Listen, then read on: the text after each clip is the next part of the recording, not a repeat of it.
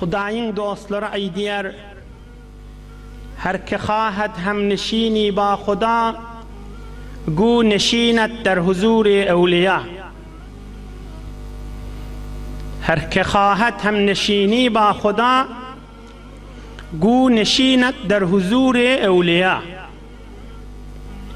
Hudaý bilen oturşasyň gelýän bolsa, Allah'ın huzuruna girjek bolsaň, Hudaýyň dostlary bilen oturuş diýipdir.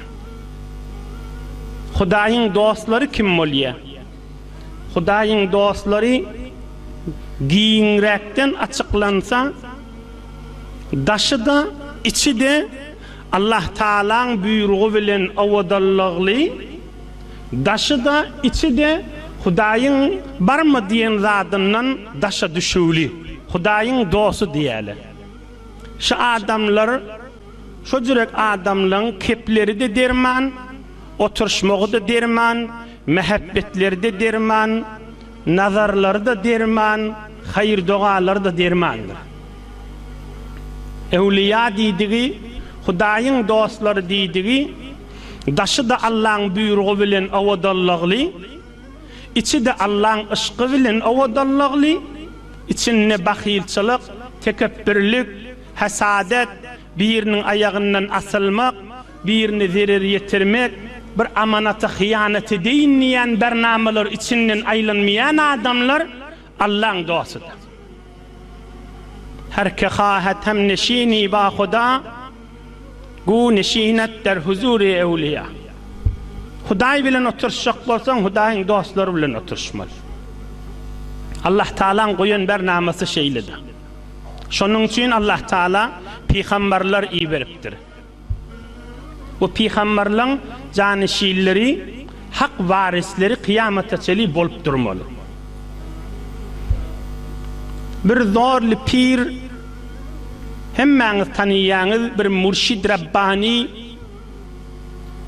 kamil, mükemmel, evliya adam, adamlaryň içinde yüz gören cennet görmez deyip yüz görmäni öz zamanında insanlar terbiyet beren bir büyük arif, büyük Allah'ın tanıyan, tarihlarda Sultanul Arifin lakabı alan İmam Azam Ebu Hanife'den 50 yıl sonra yaşap giden İmam Azam Ebu Hanife'nin şagirdlerinden almalan ve şagirdlerinin almalan Hanafi mezhep bolup ýören Sultan Bayezid Bestami'den sonra attırlar.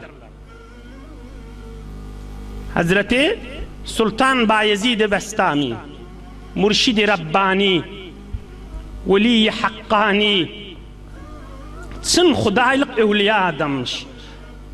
فَلَا تُزَكُّوا أَنفُسَكُمْ birini kan edafi övüp bolmaýar. Görülüp duran ýagdaýlarynyň, edin işlerinden insanlar terbiyet beren ýagdaýyna görä birini hukm edilýär. Birini ýoksa edafi övmek dogry däl. Bir tamam tarih, tamam ummat-ı İslami ýanky aýdanyň şey diýär. Ama Magzamdan 50 yıl sonra dağı yaşan bir büyük evliya adamlaryň biri Sultan Bayezid Bestami. Ebu Hanife'nin şagirdlerinden almalıdır, şagirdlerinin de şagirdlerinden almalan adam.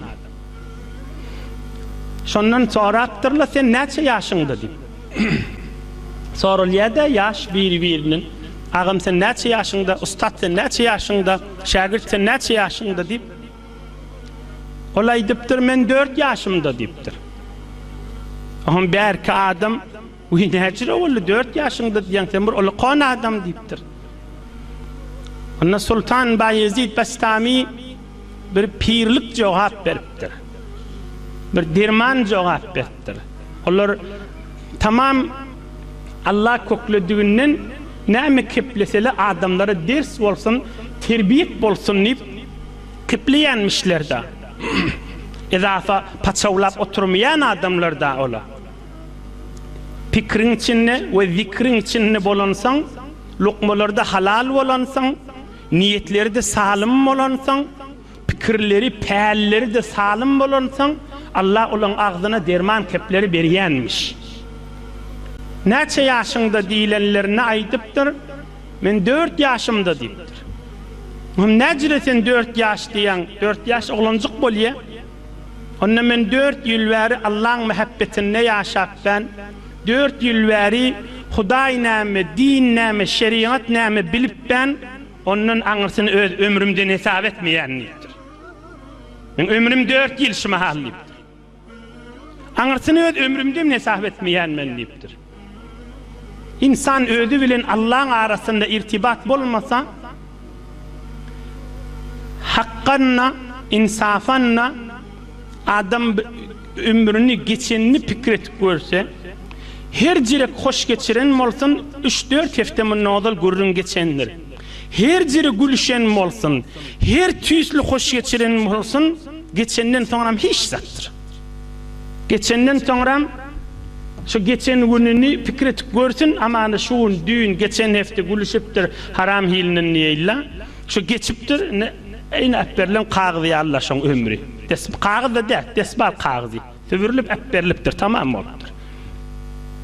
Men ömrüm 4 ýyl bäri Allah'ın ışkyna, muhabbetine, şeriatyň içinde ýaşap ben.